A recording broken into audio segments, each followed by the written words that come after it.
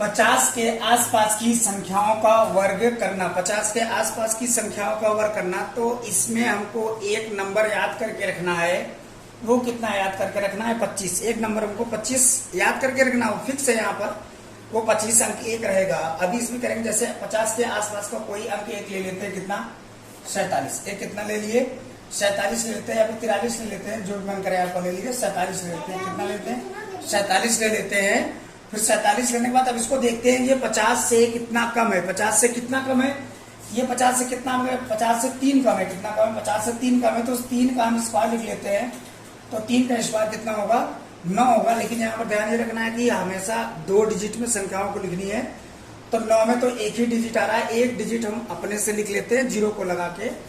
तो ये 50 से कितना कम है? 3 कम है। 50 से 3 कम है, तो 50 में से 3 कम है, तो 3 का हमने क्या कर लिया? यहाँ पर स्क्वायर कर लिया। 3 का हमने क्या कर लिया? स्क्वायर करके उसको यहाँ पर लिख लिया।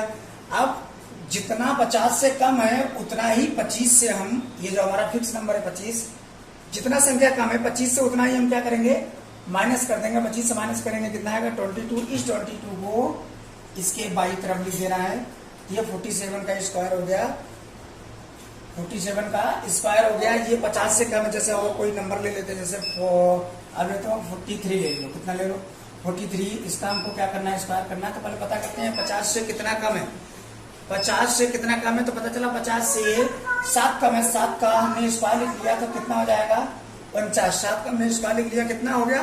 50। अब उसी 7 को इस 25 से भी क्या करेंगे? हम माइनस कर देंगे।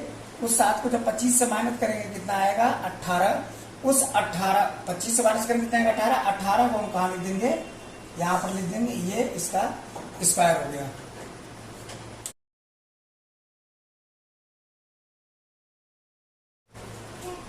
ये तो 50 से कम की बात थी। 50 से कम के संख्याओं का स्क्वायर करना। अगर 50 से ज्यादा हो तो फिर कैसे करेंगे? सेम यही है, इसमें माइनस करते हैं तो उसमें ऐड करेंगे। तो संख्या ले लेते हैं वो 46, 46 ले लेते हैं। इसका हम क्या करेंगे? 50 से ज्यादा क्या करेंगे तो हम क्या ले लेते हैं? 53 ले लेते हैं। इसका हम क्या करेंगे? स्क्वायर करेंगे। तो हमारे पास एक संख्या यहाँ पर फिक्स कौन सी है? 25 हमारी फिक्स है। तो सबसे पहले क्या करेंगे? इसको देखेंगे 50 से ज्यादा है कितना?